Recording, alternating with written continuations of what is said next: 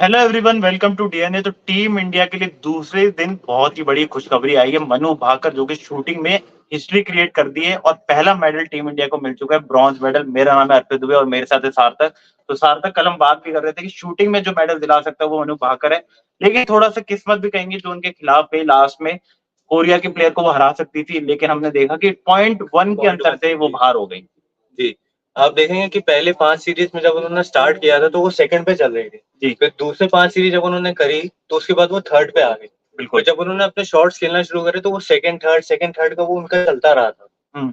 और ओवरऑल अगर हम स्कोर भी देखें तो वो 221.7 रहा, और अगर हम कोरिया के प्लेयर जो उनसे नंबर 2 पर रही उनका था 221.8। तो 0.1 का अंतर था। लास्ट शॉट अगर हम आपको बताए तो उनका गया था 10.3 और कोरिया का शॉट था 10.5। अगर वो 10.4 या अगर हमने लास्ट में देखा है कि उनका फिर उसके बाद 9.7 भी गया।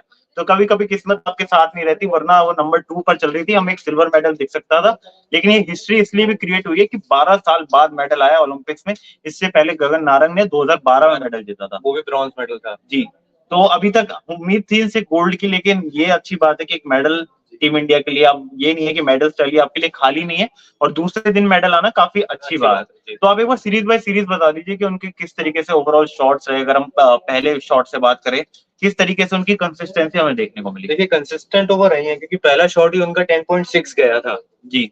फिर उसके बाद जब उन्होंने शुरू करा तो उनका थर्ड शॉट जाके थोड़ा सा खराब हो गया था, 9.5 पड़ गया था। और इवन अगर हम फोर्थ शॉट की बात करें जिसमें 10.5 हुआ, तो पांचवा शॉट पे उनका थोड़ा सा खराब था जिसमें 9.5 पे गया, जिसपे अगर आप अगर 50.4 के आसपास थी वो 5 शॉट के बाद, तो एवरेज अगर देखें तब भी वो 10 से ऊपर ही चल 10 से ऊपर उनका एवरेज चला है। काफी उनके शॉट्स 10 प्लस भी उन्होंने काफी मारे, बस कुछ खराब शॉट जैसे 9.5 9.6 चले गए।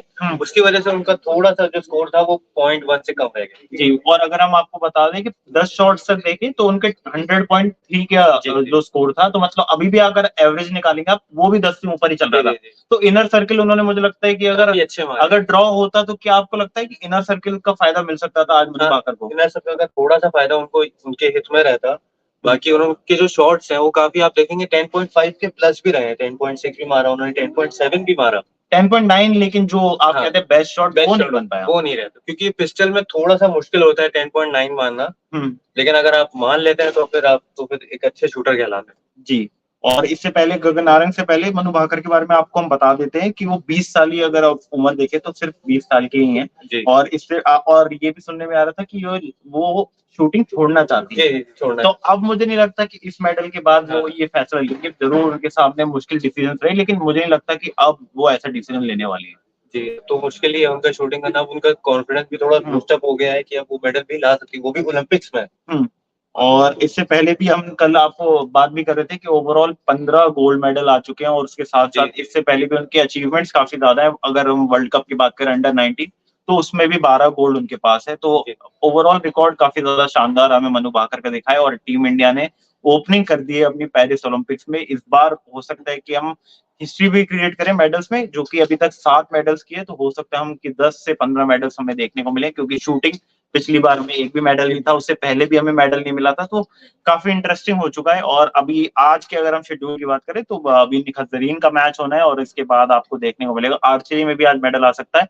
तो स्पोर्ट्स से जुड़ी हुई और ओलंपिक से जुड़ी हुई सारी खबर जानने के लिए आप डीएनए को फॉलो और सब्सक्राइब कर लीजिए। और आपको हमारा ये लाइव सेशन पसंद आया तो लाइक, शेयर और कमेंट करें। Thank you for watching DNA.